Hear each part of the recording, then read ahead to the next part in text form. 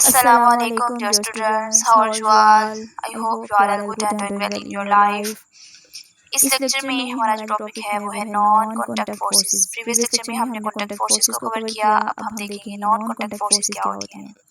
Non contact forces student वो होती हैं जिनको छुए बगैर जो है वो फोर्स जिन ऑब्जेक्ट्स को लगाई जा सकती है, यानी जिन फोर्सेस को लगाने के लिए हमें जो है एक ताल्लुक नहीं बनाना पड़ता या किसी ऑब्जेक्ट को टच नहीं करना पड़ता, तो उन्हें कहते हैं नॉन कॉन्टैक्ट फोर्सेस। तो चलिए इसको थोड़ा रीड कर लेते हैं कि इसके अंदर क्या बताया गया है। A non contact force is defined as, इसकी डेफिनेशन यहाँ पे बयान की गई है, the force between two objects, यानी दो ऑब्जेक्ट्स के दरमियान की ऐसी force which are not physical contact, इनके दरमियान जो है फिजिकल कॉन्टैक्ट या फिजिकल जो टच है वो नहीं हो रहा होता।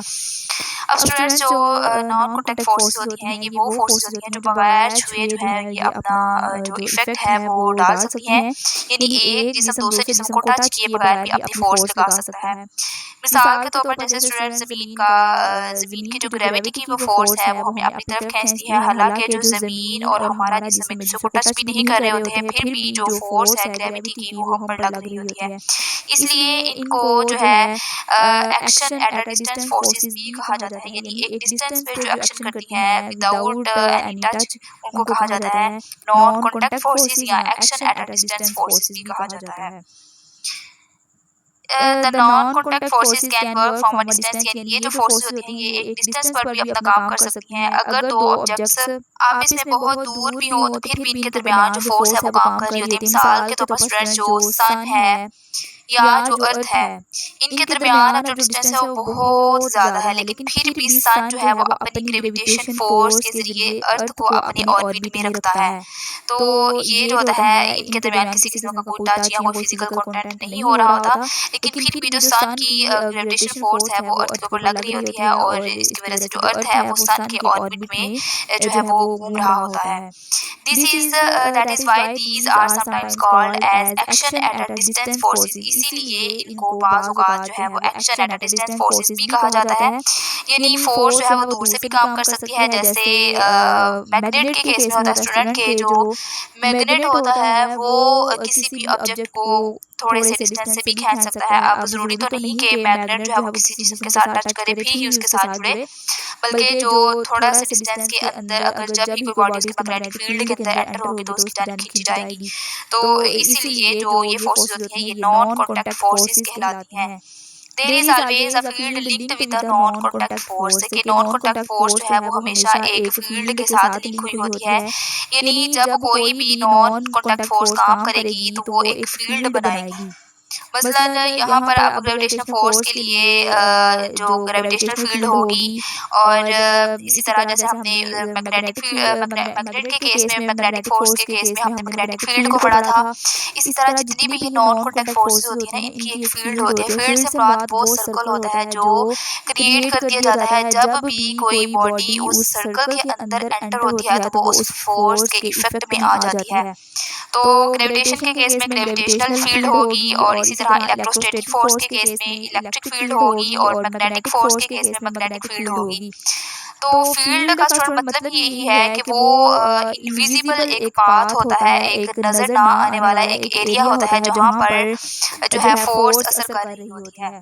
तो इसलिए यहाँ कोई भी जो नॉन कॉन्टैक्ट फोर्स होगी उसका जो फील्ड है वो मौजूद होगा। जैसे ही कोई बॉडी उस फील्ड के अंदर एंटर होगी तो वो उसकी जानिब जो है वो खींची चली जाएगी या उसकी जानिब जो है वो मूवमेंट करने लगेगी।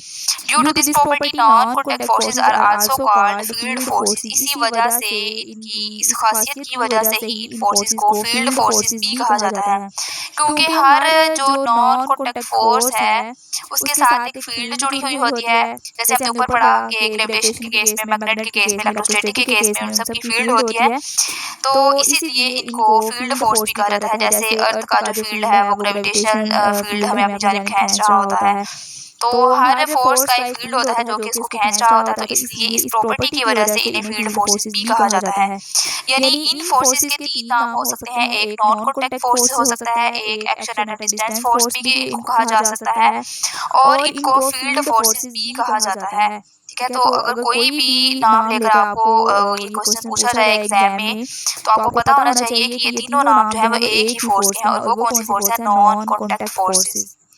आगे देखिए यहाँ पे कुछ एग्जांपल बताई गई हैं। A few examples of non contact forces are described below. जिस तरह हमने प्रीवियस लेक्चर में कॉन्टैक्ट फोर्सेस की पढ़ी थी, इसी तरह यहाँ पे इसकी पढ़ेंगे। सबसे पहली है स्टूडेंट यहाँ पर हमारे पास ग्रेविटेशनल फोर्स। अब ग्रेविटेशनल फोर्स क्या होती है इसको देख लेते हैं कि an apple falling down from a tree is one of the best example of gravitational force.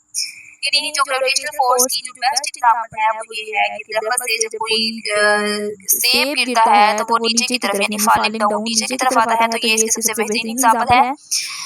इसके अलावा हम और भी स्टूडेंट एग्जांपल ले सकते हैं। ये एक बेसिक एग्जांपल न्यूटन के जो अकॉर्डिंग है, न्यूटन के रेफरेंस से ये बेसिक एग्जांपल जो है बन गई है। इसके अलावा और भी हम जितनी भी चीजें हम ऊपर से नीचे गिराते हैं या ऊपर से नीचे आती हैं तो वो नीचे ही गिर रही होती है। ठीक है, कोई भी चीज जो है अगर हम उसको ऊपर फेंके तो वो ऊपर ही मौलक नहीं रहती, बल्कि उसे नीचे आना ही होता है। हर ऊपर जाने वाली चीज ने नीचे आना होता है। तो क्यों आना होता है? क्योंकि जो अर्थ की ग्रेविटेशनल फोर्स है वो उसको जमीन की तरफ खींच रही होती है। तो न्यूटन ने जब एक सेब को दरख्त से गिरता हुआ देखा तो इसने जो है इसको ग्रेविटेशनल फोर्स को स्टडी किया और बताया कि ये फोर्स जो है ये हर मास पर लगती है। हर जो ऑब्जेक्ट होता है उसके ऊपर जो ये फोर्स है वो लग रही होती है। When we throw an object upward, जब हम किसी भी ऑब्जेक्ट को ऊपर फेंकते हैं, it is the gravitational force of the earth। ये ग्रेविटेशनल फोर्स ही होती है that brings it back to the earth, जो कि इसको जमीन की तरफ वापस ले आती है। आपने जो है आपने अक्सर देखा होगा कि जब हम गेंद को या बॉल को ऊपर फेंकते हैं तो वो कुछ देर ऊपर जाकर वापस नीचे आ जाती है। तो इसकी वजह ये है कि जो अर्थ की ग्रेविटेशन की फोर्स है वो हमेशा चीजों को अपनी तरफ खींचती है। चीजें ऊपर ही नहीं लटकी रहती बल्कि हर चीज ने नीचे आना होता है ग्रेविटेशनल फोर्स की वजह से। In fact the gravitational force is an attractive force. के जो ग्रेविटेशनल फोर्स है यहाँ पे इसकी डेफिनेशन बताई गई है, इसको हाईलाइट कर लीजिए कि जो ग्रेविटेशनल फोर्स है वो क्या है। Is an attractive force. ये एक अट्रैक्टिव फोर्स है, अट्रैक्ट करने वाली है चीजों को। That exist among all bodies which have मास, जो कि हर मास रखने वाले जिस्म के दरमियान जो है वो मौजूद होती है। यानी कोई भी ऐसा जिस्म है, कोई भी ऐसा ऑब्जेक्ट है, ऐसी चीज है जिसका मास हो या जिसका वेट हो तो वो दूसरी चीज को अपनी तरफ खींचती है। मसलन अर्थ जो है वो हमें अपनी तरफ खींचती है और इसी तरह हम भी अर्थ को अपनी तरफ खींचते हैं। लेकिन चूंकि जो अर्थ का मास है वो बहुत ज्यादा है, इसलिए हमें जो अर्थ है वो अपनी तरफ खींच रही होती है और हम जो है वो अर्थ की तरफ खींचे चले जाते हैं। तो जो हर मास रखने वाली चीज है वो दूसरी मास रखने वाली चीज को अपनी तरफ खींचती है। और जो अर्थ का मास है वो हमारे मास से बहुत ज्यादा होता है, इसलिए हम जो है अर्थ की जानिब खींचे जाते हैं। It is a long range force given by Newton law of gravitation. ये जो है वो एक लॉन्ग रेंज फोर्स होती है और यानी एक बहुत जो लंबे फासले से लग रही होती है, जिसको जो है न्यूटन लॉ ऑफ ग्रेविटेशन भी कहते हैं। इसको इस तरह से जाहिर किया जाता है F = G m1 m2 over r2। ये अब इसका फार्मूला है, इसको अच्छे से हाईलाइट कर लीजिए और याद कर लीजिए। इस फार्मूला में स्टूडेंट जो G है वो एक कांस्टेंट है जिसे ग्रेविटेशनल कांस्टेंट भी कहा जाता है। और m1 और m2 जो है वो दो मासेस है। इसका मतलब ये है कि जितना ज्यादा मास होगा और जितना कम डिस्टेंस होगा उतनी ही ज्यादा ग्रेविटेशनल फोर्स होगी। चूंकि जो मास m1 और m2 है वो फोर्स के साथ क्या जो है डायरेक्टली रिलेशन में है, इसलिए जब मास बढ़ेगा तो फोर्स भी बढ़ेगी। लेकिन जो डिस्टेंस है यानी फासला है वो फोर्स के साथ इनवर्सली प्रोपोर्शनल में है। मतलब जब जो है डिस्टेंस कम होगा तो तब ही फोर्स ज्यादा होगी, जब डिस्टेंस ज्यादा होगा तो फोर्स कम होगी। आगे देखते हैं where m1 and m2 are two masses distance r apart and g is the constant of the gravitation। वही बात कि जो g है वो क्या है, ग्रेविटेशनल कांस्टेंट है और m1 और m2 जो है वो दोनों मास है दो बॉडीज के और r जो है वो डिस्टेंस है। ठीक है, उसके बाद इट्स वैल्यू इज यानी यहाँ पे g की वैल्यू बता रहा है कि जो ग्रेविटेशनल कांस्टेंट है उसकी वैल्यू कितनी है 6.67 × 10⁻11। यानी इसकी जो वैल्यू है वो चेंज नहीं होती क्योंकि ये यहाँ पे कांस्टेंट है। इसकी वैल्यू हर जगह पे हर जो वैल्यू है उसके अंदर इसने सेम रहना है, इसने कांस्टेंट रहना है। तो इसको हाईलाइट कर लीजिए, एमसीक्यूज में भी पूछा जा सकता है। The sun's gravitational force keeps the earth and all other planets of other solar system is fixed orbits। यानी जो सन की जो ग्रेविटेशनल फोर्स होती है वो अर्थ और बाकी जितने भी प्लैनेट्स होते हैं उनको सोलर सिस्टम के अंदर फिक्स्ड ऑर्बिट में रखती है। अब स्टूडेंट जो सोलर सिस्टम है उसके अंदर जो डिफरेंट प्लैनेट्स आ सकते हैं, 8 प्लैनेट्स मौजूद होते हैं एक सोलर सिस्टम के अंदर। तो सोलर सिस्टम जो है वो एक पूरा सिस्टम है जिसके अंदर कई प्लैनेट्स मौजूद होते हैं और जो सन है वो इसमें सबसे बड़ा प्लैनेट है। सन जो है सबसे बड़ा प्लैनेट है इसके अंदर, और ये जो होता है, जो सन की ग्रेविटेशनल फोर्स होती है वो अर्थ जो है वो भी इसके अंदर सॉरी जो सोलर सिस्टम है उसी का ही एक प्लैनेट है अर्थ जो है। तो जो सन की ग्रेविटेशन फोर्स है वो अर्थ और बाकी तमाम जितने भी प्लैनेट हैं उनको सोलर सिस्टम के अंदर जो है फिक्स्ड ऑर्बिट के अंदर बाउंड करके रखती है। यानी अर्थ और बाकी जितने भी प्लैनेट्स हैं सन के इर्द गिर्द, सन जो है वो सोलर सिस्टम में बिल्कुल सेंटर में मौजूद होता है, बाकी जो तमाम प्लैनेट्स होते हैं वो सन के इर्द गिर्द मौजूद होते हैं। तो सन के इर्द गिर्द जितने भी प्लैनेट्स होते हैं वो सन के इर्द गिर्द घूम रहे होते हैं, क्योंकि जो सन की ग्रेविटी है वो इन्हें अपनी तरफ खींच के रखती है।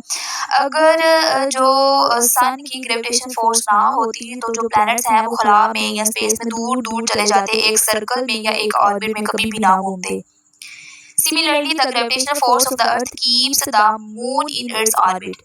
सेम इसी तरह जो अर्थ की ग्रेविटेशन फोर्स है वो मून को इसके ऑर्बिट में रखती है। यानी अब जो हमारी ज़मीन है वो सूरज के गिर्द घूम रही है, और जो हमारा जो मून है वो हमारी ज़मीन के गिर्द घूम रहा है। तो मून हमारे ज़मीन के गिर्द क्यों घूमता है? क्योंकि जो अर्थ की ग्रेविटेशन फोर्स है, जो ग्रेविटेशनल फील्ड है, वो मून को मजबूर करती है कि वो उसके इर्द गिर्द जो है वो हरकत करे। जो मून है वो हर वक्त ज़मीन के गिर्द घूमता रहता है, क्योंकि जो अर्थ की ग्रेविटी है उसने जो मून है उसको अपनी तरफ खींच के रखा होता है। यही वजह है कि जो मून है वो कॉन्टिन्यूसली जो है रिवॉल्व करता रहता है। It also keeps the atmosphere and ocean fixed to the surface of the earth. अब ये जो फिनोमिना है, ये जो फोर्स है, ये जो फिनोमिना है, ये एटमॉस्फेयर और ओशन को भी जो है अर्थ की सरफेस के ऊपर फिक्स्ड रखता है, ये कायम रखता है। यानी अगर अर्थ की ग्रेविटी ना होती तो ना हवा ज़मीन के इर्द गिर्द रहती, और ना ही समंदर का पानी ज़मीन पर टिका रहता, और ना ही कुछ खला के अंदर या स्पेस के अंदर कुछ मैनेज हो सकता, बल्कि सब कुछ जो है वो बिखर जाता स्पेस के अंदर। तो इसीलिए ये जो फोर्स है ग्रेविटेशन की, ये एटमॉस्फेयर के अंदर और ओशन के अंदर भी चीज़ों को एक फिक्स करके रखती है, सेट करके रखती है। Even an object resting on a surface exerts a downward force called Earth's weight due to attractive force of the Earth, also known as gravity. यहाँ पे कहा जा रहा है कि हत्ता कि कोई एक ऑब्जेक्ट है अगर उसको सरफेस पर रखा जाए तो तब भी वो ज़मीन की अट्रैक्टिव फोर्स की वजह से एक डाउनवर्ड फोर्स लगा रहा होता है, जिसे हम वेट कहते हैं।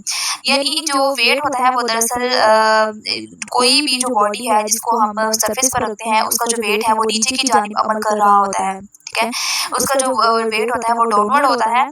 तो जो वेट होता है वो दरअसल एक ग्रेविटेशनल फोर्स ही होती है जो अर्थ हर चीज़ पर लगा रही होती है। जब हम बॉडी का वजन नापते हैं तो असल में ये हम ये मेजर कर रहे होते हैं कि जो अर्थ है वो कितनी फोर्स से अपनी जानिब खींच रही है इस बॉडी को या इस ऑब्जेक्ट को। सो जो वेट होता है वो असल में ग्रेविटेशन फोर्स ही होती है। हाईलाइट कर लीजिए, यहाँ पे ग्रेविटी की डेफिनेशन है। तो ये था हमारा ग्रेविटेशन फोर्स वाला पॉइंट। अब आगे चलते हैं इलेक्ट्रोस्टैटिक फोर्स की तरफ। इसके अंदर क्या बताया गया है? And electrostatic force acts between two charged particle. अब जो इलेक्ट्रोस्टैटिक फोर्स होती है वो टू चार्ज्ड पार्टिकल्स या टू चार्ज ऑब्जेक्ट होते हैं उनके दरमियान काम करती है। स्टूडेंट्स, जब किसी ऑब्जेक्ट पर चार्ज आ जाए तो वो दूसरे चार्ज पार्टिकल पर फोर्स लगाता है। ये फोर्स या तो इसे अपनी जानिब खींचती है यानी अट्रैक्शन होती है, या एक दूसरे से दूर धकेलती है, यहाँ मतलब यहाँ रिपल्शन होती है। इसीलिए इलेक्ट्रोस्टैटिक फोर्स को चार्ज टू चार्ज फोर्स भी कहा जाता है। अगर तो मतलब सिमिलर चार्जर हों यानी पॉजिटिव और पॉजिटिव वाले ऑब्जेक्ट होंगे तो वो एक दूसरे को रिपेल कर देंगे, लेकिन अगर डिफरेंट वाले होंगे यानी अपोजिट चार्ज वाले होंगे तो वो दूसरे को अट्रैक्ट करेंगे। The opposite charges attract each other and similar charges repel each other as shown in figure. वही बात कि जो अपोजिट वाले होंगे वो दूसरे को क्या करेंगे, अट्रैक्ट करेंगे, और जो सिमिलर वाले होंगे वो दूसरे को रिपेल कर देंगे। अगर एक ऑब्जेक्ट पर स्टूडेंट पॉजिटिव चार्ज है और दूसरे पर नेगेटिव है तो वो दोनों एक दूसरे को अपनी तरफ खींचेंगे, लेकिन अगर दोनों पर पॉजिटिव है या दोनों पर नेगेटिव है तो वो दूसरे को दूर हटा देंगे, एक दूसरे को रिपेल कर देंगे। ये जो रूल है ये इलेक्ट्रोस्टैटिक का एक बेसिक रूल है। Like gravitational force, electrostatic force is also a long range force. Gravitation force की तरह जो ये electrostatic force है ये भी एक long range force है, यानी एक लंबा जो डिस्टेंस है उस पर भी ये काम कर सकता है। अलबत्ता ये जो फोर्स होती है ये चार्जेस पर डिपेंड करती है। जितने ज़्यादा चार्जेस होंगे और जितना कम डिस्टेंस होगा उतनी ही ज़्यादा इलेक्ट्रोस्टैटिक फोर्स लग रही होगी। जैसे ग्रेविटेशन के फोर्स के केस में देखा था, तो इसको हम स्टूडेंट कॉलम ला के मैथमेटिकल तरीके से भी हम कैलकुलेट कर सकते हैं।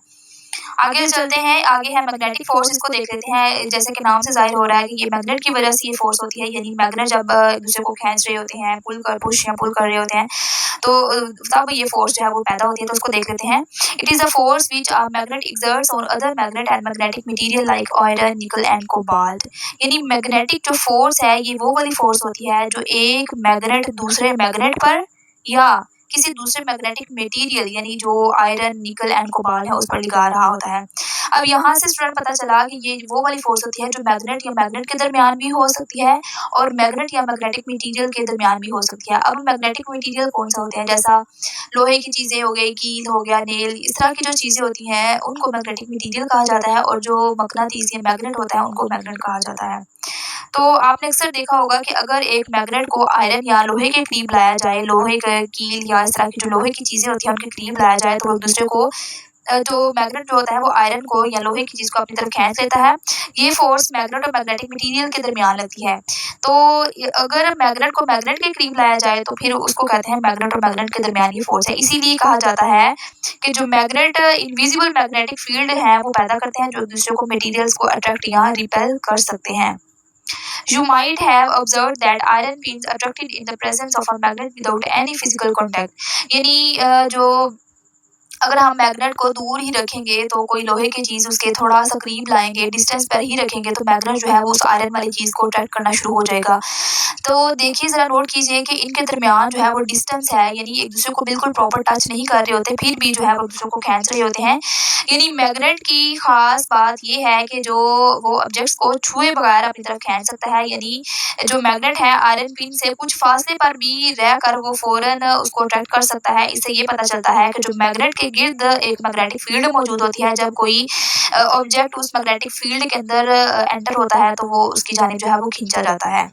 Magnetic force between the poles of two magnets can be either attractive or repulsive, यानी दो मैग्नेट के पोल्स के दरमियान जो मैग्नेटिक फोर्स होती है या तो वो अट्रैक्टिव हो सकती है या वो रिपल्सिव हो सकती है। अब स्टूडेंट्स मैग्नेट्स के दो पोल्स होते हैं, एक नॉर्थ पोल होता है और दूसरा साउथ पोल होता है। अगर हम अपोजिट पोल्स को यानी नॉर्थ को और साउथ को एक दूसरे के पास लाएंगे, करीब लाएंगे, तो वो एक दूसरे को अट्रैक्ट करेंगे क्योंकि ये दोनों अपोजिट पोल हैं। लेकिन अगर हम साउथ को साउथ के सामने लाएंगे या नॉर्थ को नॉर्थ के सामने लाएंगे तो एक दूसरे को क्या कर देंगे, रिपेल कर देंगे, क्योंकि पोल्स जो हैं वो सिमिलर हैं, तो वो एक दूसरे को रिपेल कर देंगे। तो ये जो उनकी प्रॉपर्टी है ये बहुत ज़्यादा इंपॉर्टेंट है और ये जो है एक बेसिक प्रॉपर्टी भी है मैग्नेट के केस में। This can be observed very easily by bringing different poles of two magnets close to each other. ये जो अब ये वाली जो प्रॉपर्टी है मैग्नेट की, इसको हम आसानी से ऑब्जर्व कर सकते हैं जब हम दो मैग्नेट्स के पोल्स को एक दूसरे के करीब लाते हैं। तो इससे पता चलता है कि जो लाइक पोल्स हैं यानी एक जैसे, यानी जैसे नॉर्थ नॉर्थ और साउथ साउथ ये एक दूसरे को रिपेल करते हैं, और जो अनलाइक पोल्स हैं यानी नॉर्थ साउथ को और साउथ नॉर्थ को एक दूसरे को अट्रैक्ट करते हैं। अब आप अपने घर में भी एक्सपेरिमेंट कर सकते हैं कि दो मैग्नेट्स लें और इनके जो पोल्स हैं इनको करीब लाएं, फौरन आपको पता चल जाएगा कि जो अपोजिट पोल्स हैं एक दूसरे को खींचते हैं, जबकि जो सिमिलर पोल्स हैं एक दूसरे को दूर हटाते हैं। तो ये फिनोमेना हमारे रोजमर्रा जिंदगी के कई आलात जैसे मशीन वगैरह में यूज हो रहा होता है, जैसे मोटर्स में और जनरेटर्स वगैरह में। तो स्टूडेंट यहाँ पे अब लास्ट वाला पॉइंट रह गया है strong and weak nuclear forces, तो इनको देख लेते हैं। These are also non contact forces, यानी ये भी नॉन कॉन्टैक्ट फोर्सेस भी ही होती हैं, acting between the sub atomic particles, ये सब एटॉमिक पार्टिकल्स के दरमियान काम करती हैं। और सब एटॉमिक पार्टिकल्स अब कौन कौन से हो सकते हैं स्टूडेंट, ये वो छोटे छोटे पार्टिकल्स होते हैं जो एटम के अंदर होते हैं, जिन्हें हम जैसे हम कहते हैं कि इलेक्ट्रॉन्स हैं, प्रोटॉन्स हैं या न्यूट्रॉन्स हैं, तो इनको कहते हैं सब एटॉमिक पार्टिकल्स। ये इन सब एटॉमिक पार्टिकल्स के दरमियान ये फोर्सेस मौजूद होती हैं, और ये दो खास किस्म की होती हैं न्यूक्लियर फोर्सेस होती हैं। एक स्ट्रॉन्ग न्यूक्लियर फोर्स होती है और दूसरी वीक न्यूक्लियर फोर्सेस होती है, यानी इनकी दो टाइप होती है, स्ट्रॉन्ग और weak. We will study these forces in the next section, यानी हम इनको इंशाल्लाह अगले सेक्शन में जो है स्टडी करेंगे। तो अब के लिए इतना ही। तो ये था स्टूडेंट हमारा आज का टॉपिक। आई होप कि आपको अच्छे समझ आ गया होगा। बहुत ही इंपॉर्टेंट और बहुत ही इंटरेस्टिंग टॉपिक था, और कोई भी आपको टॉपिक अनक्लियर रह गया हो तो आप पूछ सकते हैं। मिलते हैं नेक्स्ट वीडियो में जो कि हमारी होगी फंडामेंटल फोर्सेस के ऊपर। तो तब तक के लिए अपना ख्याल रखिएगा, जुड़िए रहिए हमारे साथ। अल्लाह हाफिज़।